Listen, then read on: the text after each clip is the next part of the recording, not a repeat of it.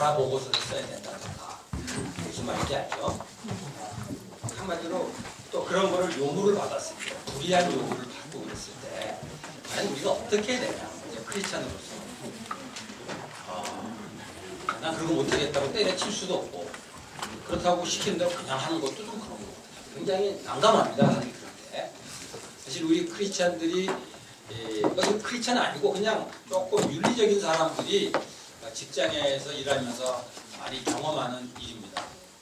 근데 그런 경우 우리가 이걸 어떻게 판단해야 될 것인가. 내가 옛날부터 사용하던 비유가 있는데 아까 자매한테 소개했는데 이 비유가 굉장히 도움이 될 것 같아요. 제가 지금 물을 마시는데 이 물에 대장균이 있을까 없을까? 있어요. 네? 나한테 강사한테 그냥 대장균을 그냥 너무하잖아요. 예, 대장균 있어요. 내가 알고도 먹어. 그런데 대장균이 있는 걸 어떤 사람이 현미경으로 쭉 보면서 저 사람은 대장균이 있는데도 마시네. 괜찮은 모양이죠. 여기다 대장균을 막 부어줘. 그거 마시면 돼, 안 돼? 그건 당연히 안 되지. 반대로 현미경으로 보다가 나는 대장균이 단 한 마리라도 있으면 안 마시겠다. 없을 때까지 기다렸다가 마시겠다. 그럼 어떻게 될까요? 죽지. 그럼 물 없어. 자, 그럼 어떡하라는 얘기야 지금? 우리가 살면서 물의 대장균이라는 것을 없앨 수는 없어요. 그렇다고 있는 대로 마시면 안 돼. 마찬가지로 우리가 생활하는 그 일터의 현장 보게 되면 항상 비례 요소들이 있게 마련입니다. 그런데 아이고 다 세상은 그런 거야 라고 할 수는 없어요.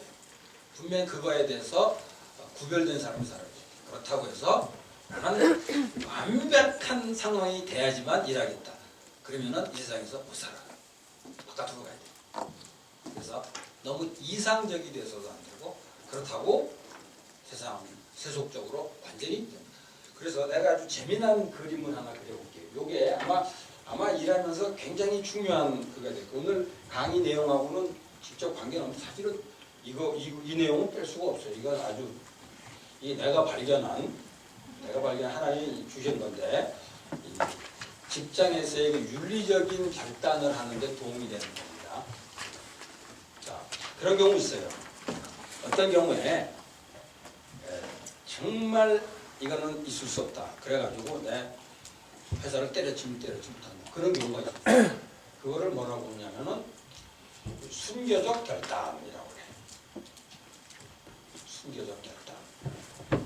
그 다음에 제일 마지막에 뭐냐면 세속적 결단. 뭐 결단이랄 것도 없지. 타협이지 뭐 거의. 근데 요 두 가지만 있을 경우 참 사람들이 어느 쪽으로 가게 될 것 같아. 요 두 가지밖에 옵션이 없을 경우 타협을 하기가 쉬워. 때려칠 수는 없어. 이게 먹고 살아야 되니까. 그래서 사실은 교회에서 목사님들이 요 두 가지 중에 하나 결정하라고 하는 거는 뭐 있잖아요. 이거에 대한 대표적인 성경 구절이 있지. 눈이 범죄하거든 뽑아버리라. 손이 범죄하거든 찍어버리라. 이거 뭐 며칠 안 가서 다 병신이 돼. 근데 어떨 때는 그럴 필요가 있어요. 어떤 상황에서는 그런 결단을 할 필요가 있어요. 그런데 많은 경우 어떤 게 필요하냐면 여기 뭐가 있냐면 현실적 결단이라는 게 있어요. 현실적 결단. 요건 뭐냐면은 순교는 아니야 솔직히. 약간 그러나 세속적인 결단보다는 훨씬 더 바람직해. 예를 들면 이런 거 있었어요. 이거 굉장히 재미난 얘기인데. 그래서 이런 데서 그런 적이 있었습니다. 스리랑카에 공장이 있는데 공장에다 부자재를 다 보내. 그러면 거기서 이제 만들어갖고 이제 옷을 보는데 부자재를 보냈는데 세관에서 통과를 안 시키는 거야. 왜 안 시키겠어? 돈 줘라는 거지. 근데 그럴 때 저기 법정에다 고소하면 되잖아. 그건 모르는 얘기야. 그거 그래갖고서는 앞으로 저기 비즈니스를 못하는 거야. 그럴 수는 없어요. 그래서 그러면은 나는 그럼 할 수 없다. 그러면 우리는 뇌물 줄 수 없다. 그래가지고 공장문을 닫는 거. 이건 뭐라 그래? 순교적 결단이라고 그래. 근데 그렇게 하기는 좀 곤란한데 그러나 논문을 주는 거는 못 하겠는 거야. 고민 많이 했어. 그래서 그 회사에 거기서. 근데 어떻게 결정을 했냐면은 여기 여러분들이 이걸 한번 판단해. 어떻게 결정했냐면은 참 재미나게 결정을 했어요. 그 세관에 있는 그 사람을 공장으로 불러서 특강을 부탁했어. 그리고 강사료를 드렸어. 어떻게 생각해 그거? 그게 그거지라고 말하는 사람도 있겠지만은 그게 말하자면 현실적인 결단일 수 있지. 이거에 대해서 어떤 사람들은 그렇게 치사하게 그러면 안 된다. 공장 문을 닫으면 순교할 결단했다. 오케이 그렇게 할 수 있어요. 근데 난 그 정도까지는 아직 안 되니까 그냥 뇌물을 주는 것보다는 이게 낫지 않다. 이게 현실적인 무슨 말인지 이해되죠? 그 다음에 그 안에 또 하나 있어요. 점진적 결단이라는 게 있어요. 그건 뭐냐면은 작년보다는 올해가, 올해보다는 내년이 해마다 좀 더 다르게 나가는 거죠. 그러니까 지금 당장은 예를 들어서 뭐 세금 문제 이런 게 생겼을 때 지금 당장은 완벽하게 못해. 그래도 작년에 예를 들어서 이만큼 했다면 뭐 이렇게 해갖고 궁극적으로는 순교적인 결단에 이르도록 합니다. 그게 우리 그리스도인들이 사업을 하든지 직장 생활하든지 다 부딪힐 문제. 그래서 이 문제는 현실적으로 다 부딪히는 문제인데 이거에 대해서 사실은 이런 어떤 그런 이해를 하게 되면은 조금 더 풀어가는데 도움이 되지 않을까 해서 그렇습니다. 이해가 돼요? 네. 이해만 되니 공감이 돼요? 네. 고마워요. 그런데 내가 이거 가르치는데 언제 딱 한 번 그런 적이 있었어요. 한 분이 벌떡 일어나더니 목사가 돼가지고 쳤던 거 가르친다고. 너무 당황스러웠어요. 나중에 그게 목사님인데 어떤 분이냐고 했더니 조금 내가 위로가 됐대. 정신이 조금 이상한 사람. 약간 이상한 사람이 있단 말이에요. 하여튼 어떻게 보면 조심스러워요. 어떻게 생각하면 살파는 것 같다는 느낌이 들어요. 그런데 이 세상에서 정말 그리스도인으로 살아가는 데는 이게 필요해요. 그거를 예수님이 뭐라고 표현했냐면은 비둘기같이 순결하고 뱀같이 지혜로우라. 한 표현이라고 보면 돼요.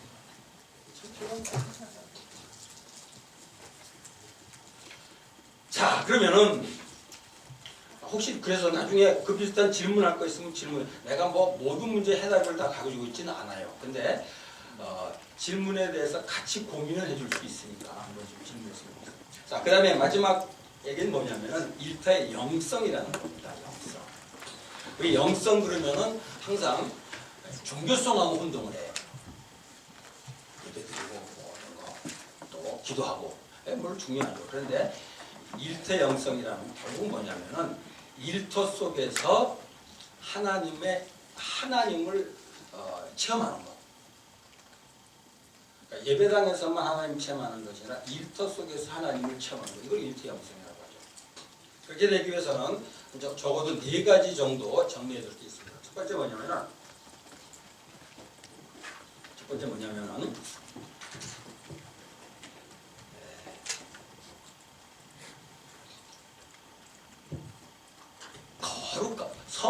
거룩한 곳 하면 딱 떠오르는 게 뭐예요? 거룩한 곳.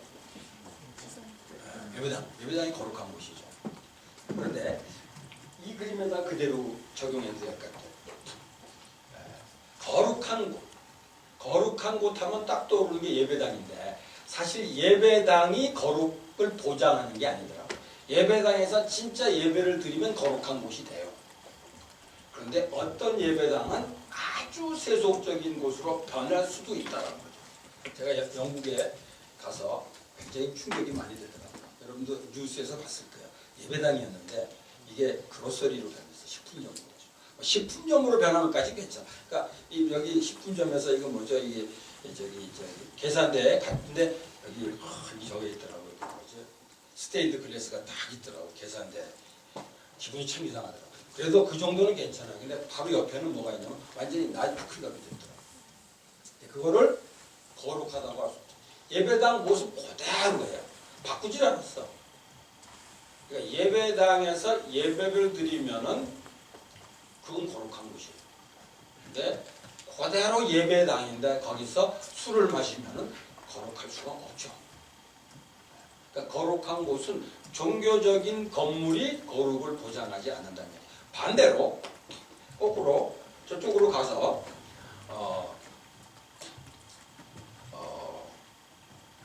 성경에 그 장면 나오죠. 모세가 어딘가 그 호렙산으로 올라가서 보는데 저기 가시나무가 불이 탔는데 불이 타가면서 다 없어지자고 계속 붙어 있어. 그래서 저게 웬일이지 하고 가까이 갔을 때 하늘로부터 소리가 났어. 뭐라고 났어요? 신발 벗어. 그 다음에 내가 선 곳은 거룩한 땅이다. 아니 거기가 왜 거룩해? 거기에 뭐 스테인드 글래스가 있는 것도 아니고 거기에 예배당이 있는 것도 아니고 여전히 소똥말똥 그대로 있는 거예요. 그런데 하나님께서 그걸 명명했어요. 거룩한 곳이다. 왜 그곳이 거룩해졌어? 왜? 하나님이 하신 거. 그러니까 어떤 장소든 간에 비종교적인 장소가 일상적인 장소인데 그것이 예를 들어서 일터일 수 있죠. 일터. 근데 그곳에 하나님의 임재를 체험한다면 그것은 얼마든지 거룩한 곳이 될 수 있다는 거죠. 뭐 그런 적이 있었어요. 제가 들은 얘기인데 식당에서 단골 손님이 그때 그 식당이랄 것도 없어요. 주인이 저기 요리하다가 또 배달하고 막 그런 사람이에요. 근데 이분이 배달하러 갈 때마다 꼭 이렇게 얘기하는데 다녀오겠습니다 하고 간다는 거죠. 한번 부엌에 들어가 보니까 아무도 없는데 꼭 다녀오겠습니다 하고 간다는 거야. 나중에 누구한테 얘기하냐 그랬더니 이제 누구한테 얘기했겠어요? 하나님한테. 다녀오겠습니다. 굉장히 그분이 듣고서 은혜를 받았다고 그러더라고요. 이렇게 배달 갈 때마다 다녀오겠습니다. 보이지 않지만 하나님 계신 거죠. 그냥 그 얘기 듣고서 그것도 굉장히 은혜가 되는데 사실은 같이 갑시다 그래도 좋았겠다는 그런 생각이 들더라고요. 그렇죠? 그렇게 생각합니다. 그러니까 사실은 우리가 종교적인 예배당에 있으면 한번 거룩하다는 느낌이 들 수 있는 그건 분명히 있습니다. 그런데 그게 거룩 보장해 주지 않아요. 근데 종교적인 게 아무것도 없어도 정말 하나님이 나와 함께 하신다라는 것을 내가 체험할 수 있다면 그것은 식당이든지 공장이든지 어떤 사물이든지 그것이 바로 거룩한 곳이 될 수 있다. 이게 일터 영성의 첫 번째입니다. 두 번째는 우리가 거룩한 날 그러면 딱 떠오르는 게 뭐예요? 주일. 예, 그 주일을 우리가 거룩하게 지키면 거룩한 날이 되죠. 그런데 일반적으로 우리는 주일을 거룩한 날이라고 생각하는데 대부분 많은 사람들은 주일을 휴일이라고 해요. 똑같은 주일인데 어떤 사람에게는 그게 거룩한 날이지만 어떤 사람은 똑같아요. 여기 주일 거룩한 날인데 거룩한 날 그러면 주일을 썬데이지 썬데이 주일을 거룩하다고 생각하는데 그 날을 정말 거룩하게 지내면 그건 거룩한 날이에요. 그런데 그냥 휴일로 지내면 하나도 거룩할 게 없어요. 그러니까 주일이라는 그 시간이 거룩하다를 보장하는 건 아니에요. 그걸 어떻게 보내느냐가 거룩하게 한다는 거죠. 그래서 그 다음에 이제 반대로 이제 저쪽으로 넘어가면은 주일이 거룩한 날이라고 생각하는 건 참 뭐 틀린 건 아닌데 가끔 그런 실수를 하게 되기 쉬워요. 우리나라 크리스찬 기업 중에 그 모토가 이런 모토 있죠. 주일은 주님과 함께. 굉장히 좋은 얘기야. 그러면은 평일은 누구와 함께? 이거 좀 헷갈리잖아요. 평일은 사탄과 함께? 그다음에 주일은 주님과 함께라고 했어요. 이해가 돼요. 주일은 주님과 함께 보내자고 했던 그 애초에 그 동기는 충분히 이해가 되는데 가만히 생각하면 거기에 맹점이 있어. 주일은 주님과 함께 깔려 있는 것은 평일은 이렇게 된단 말이죠. 그러니까 주일은 주님과 함께라는 말을 한 사람을 나는 막 비판하고 싶진 않아요. 이해가 다 되니까. 그런데 정확하게 하려면 뭐라고 해야 돼? 매일 날마다 주님과 함께가 됩니다. 그러니까 이거 마찬가지예요. 그러니까 우리가 주일을 거룩하게 보내야 된다는 말을 틀린 건 아닌데 자칫 잘못하면은 평일은 안 거룩하게 보내도 된다라고 착각할 수가 있어요. 옛날에 우리 옛날 어렸을 때 요즘은 그렇게 기도하는 사람 없는 것 같아요. 내가 어렸을 때 장로님이 이런 기도하는 거 들었어요. 하나님 아버지 감사합니다. 엿새 동안 썩어질 육신을 위해서 일하게 하시다가 주의 전에 나와서 예배드리게 하시니 감사합니다. 아멘. 그러시. 근데 내가 어렸을 때도 야 저거는 엿새 동안 무지 힘들었구나. 엿새 동안 직장에서 뭐 일하는 게 다 때려치고 하고 싶은 거야. 근데 그게 우리 과거의 전통적인 신앙의 맹점이었던 것 같아요. 그 엿새도 거룩한 날이에요 사실은. 그거를 그래서 아까 첫 번째를 뭐라고 하냐면 장소의 영성이라고 해요. 두 번째를 뭐라고 하냐면 시간의 영성. 어떤 그 달력의 시간이 거룩을 보장하는 것이 아니라 내게 주어진 시간을 어떻게 보내느냐가 거룩을 보장합니다. 그러니까 일요일도 어떤 사람한테는 휴일이 돼요. 그러나 월요일, 화요일도 거룩한 날이 될 수 있다. 이 말은 오해하지 마세요. 그러면 뭐 주일이나 월요일 똑같으니까 아무 때나 한 번씩 예배드리고 그건 아니에요. 우리가 이제 함께 모여서 드리는 예배 시간이 있기 때문에 주일에 함께 모이긴 하지만은 그 주일만을 거룩하다고 하는 것이 갖는 맹점이 바로 평일 하루하루 모든 시간이 우리 그리스도인들에게 거룩한 시간이 돼야 된다. 자, 그 다음에 세 번째는 거룩한 돈. 아까 얘기 조금 하다 말았는데 거룩한 돈 하게 되면은 헌금하면 거룩한 돈이 딱 떠오르죠. 근데 헌금 하면은 다 거룩한 건 아니에요. 여기 그 보면은 저기 제가 들은 재미난 얘기가 충격적인 얘기 가운데 어떤 전 변호사가 하는 얘기인데 자기가 검사 생활을 한 20년 했는데 그때 검사 생활하면서 가장 충격적인 사건을 하나 맡았다 그러더라고요. 무슨 사건이냐면은 은행원이 돈을 횡령한 사건이 있어요. 한 20억 지금 횡령을 한 것 같아요. 20억, 30억 모르게 정확하게. 그래서 그 이제 횡령의 사건을 추적하면서 이제 그 수표 뭐랄까 돈을 추적을 했을 거 아니야. 추적을 하다 보니까 그 돈이 어디서 발견돼? 그 돈의 일부가 어디서 발견됐냐면 교회에서 발견됐어요. 그러니까 이분도 크리스찬으로서 아니 교회에서 어떻게 횡령한 돈의 일부가 발견됐나? 근데 그 돈을 다 회수해 보니까 횡령한 돈의 10분의 1이었어요. 그게 무슨 얘기야? 돈을 횡령해갖고 11조를 내셨어요. 그럼 어떻게 생각해? 횡령한 돈을 11조 낸 거에 대해서. 그 사람의 신앙에 대해서. 굉장하지요. 모든 수입의 11조. 이거 환장하지?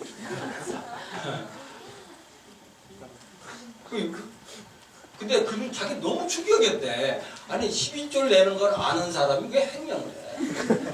근데 횡령을 하는 나쁜 놈이 어떻게 11조를 내? 이거 되게 헷갈리다는 거죠. 무슨 마음, 그 사람의 그 심정이 어땠을 것 같아. 한번 여러분들이 그런 사람이 자주 있진 않지만은 있었던 얘기예요. 근데 우리가 그렇게 여기서 생각할 수는 없는데 그 비슷한 생각을 하기는 싫어요. 그러니까 딱 나눠지는 거죠. 횡령. 그다음에 내가 버는 돈의 형성이죠. 정직하게 버는 돈. 헌금할 때만 거룩해지는 게 아니라 내가 정직하게 벌어 정직하게 사용하는 거. 이게 바로 돈의 형성이고. 그리고 지금 말했던 말의 형성. 목사님 말씀, 하나님 말씀으로 들은 것도 굉장히 중요한 형성이지만 주변에서 나한테 들려야지는 좋지 않은 얘기에 그걸 하나님의 음성으로 듣는 말의 영성. 아마 저는 내가 생각할 때 마지막 이 말의 영성 이거를 가지고 있으면은 이런 영성을 가지고 있으면은 얼마나 사는 것이 거룩한 삶을 살 수 있다. 그러니까 보통 다 나 좋지 않은 얘기 들으면 화가 나가지고 다 문제가 된단 말이야. 그럴 때마다 하나님 오늘 또 이 말씀해 주시고 저 말씀해 주시고 굉장히 축복된 삶이 되지 않습니다. 이게 바로 일터의 영성, 일상생활의 영성이다. 저로 그 정도 얘기하죠. 그 정도 얘기하고 그래서 일터에서 우리가 일을 어떻게 받아야 되는가 그리고 주일이라는 게 도대체 뭔가 그 다음에 일터에서는 우리가 어떻게 사는 것이 영적으로 가능한 걸 쭉 다 정리하는데 여러분들이 뭐 아직 직장생활 하지 않은 분들은 뭐 학교에서도 마찬가지라고 생각해요. 적용되는 건 똑같으라고 생각하는데 어쨌든 여러분들이 사는 곳에서 항상 주님과 함께 주님의 임재를 느끼면서 항상 맡겨진 일을 주님의 일로 힘쓰는 그것이 바로 오늘 우리 그리스도인들에게 맡겨진 사명이 아닌가 생각합니다. 그렇게 여러분들이 학교 생활하고 이렇게 여러분들이 직장 생활할 수 있었으면 좋겠습니다. 오늘 여기서 강의를 끝낼 테니까 혹시 질문 있으면 예. 저는 마케팅 일을 하고 있는데 네, 마케팅. 예. 마케팅 중에서 에이전시에서 일을 하다 보니까 아. 다양한 브랜드를 이렇게 많이 하고 네, 있어요. 그래서 제가 하는 일은 기획을 하는 일인데 제가 하는 브랜드들 많은 것 중에서 주류 회사가 있어요. 아. 주류 회사인데 아. 이 마케팅이라는 게 어쨌든 그 제품을 잘 팔고 매출을 높게는 할 수 있게 하는 인식시켜주는 일을 해야 되는데 요즘 트렌드가 좀 더 자극적이고 좀 더 세고 예, 회색 영역이 있고 심지어는 회색 영역뿐 아니라 컬러가 다를 수 있는 영역, 문화적인 부분 때문에. 그래서 이거는 어떻게 보면은 그런 문제가 나왔을 때는 사실 이러면 좋을 것 같아요. 내가 고민될 경우에 이걸 가지고 같이 그리스도 안에서 함께 기도하면서 얘기를 나눠갖고 여러 의견을 들어서 그 다음에 그게 좋겠다 판단하는 게 좋겠다. 제 질문은 사회 트렌드가 그렇게 변하고 있는데 예. 그리스도인으로서 그 일을 안 한다고 해서 그게 그리스도인의 아니 근데 역할인지 영역 자체에 대해서 그게 그렇게 사용되기 때문에 아예 들어가지 않는 거는 아닌 것 같아요. 그렇게